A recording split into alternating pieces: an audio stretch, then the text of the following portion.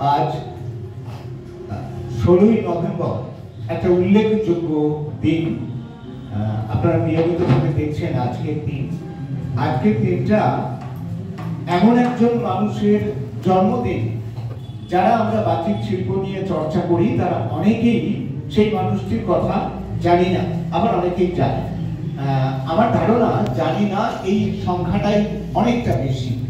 আসলে বাচিক শিল্প নিয়ে, তার উচ্চারণ নিয়ে যিনি আজীবন গবেষণা করেছেন এবং অসংখ্য বই লিখেছেন তিনি নরেন বিশ্বাস।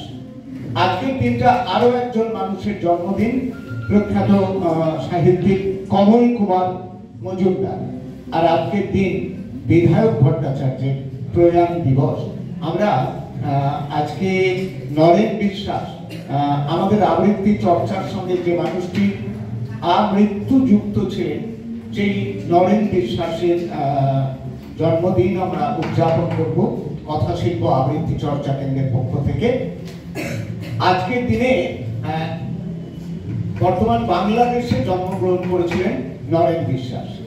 তিনি বাংলা ভাষা, সাহিত্য, সংস্কৃতি এই নিয়ে বাংলাদেশের প্রায় সমস্ত সংগঠনের সঙ্গে যুক্ত ছিলেন।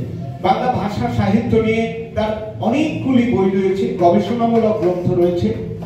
প্রায় বাংলাদেশে এমন কোনো সাংস্কৃতিক সংগঠন নেই যেখানে প্রায় উচ্চারণ নিয়ে তিনি প্রশিক্ষণ দেননি, আলোচনা করতে যাননি।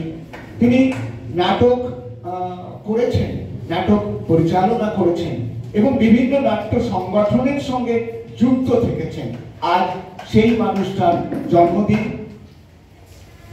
প্রায় 3000 শব্দের উচ্চারণ অভিধান নামে তার একটি বই রয়েছে, যে বইটি আমাদের আবৃত্তি শিল্পীদের একটা উচ্চারণের হ্যান্ডবুক বলা যেতে পারে।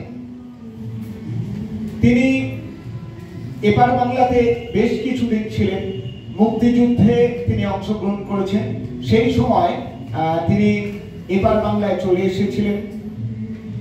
পাকিস্তানি শাসকদের আক্রমণে তিনি এপার বাংলায় এসে আশ্রয় নিয়েছিলেন এবং এখান থেকেই তিনি মুক্তিযুদ্ধে নানা রকম সহযোগিতা করতেন। মুক্তিযোদ্ধাদের, সাধারণ মানুষের অনুপ্রেরণার জন্য তিনি সেই সময় নাটক লিখেছেন।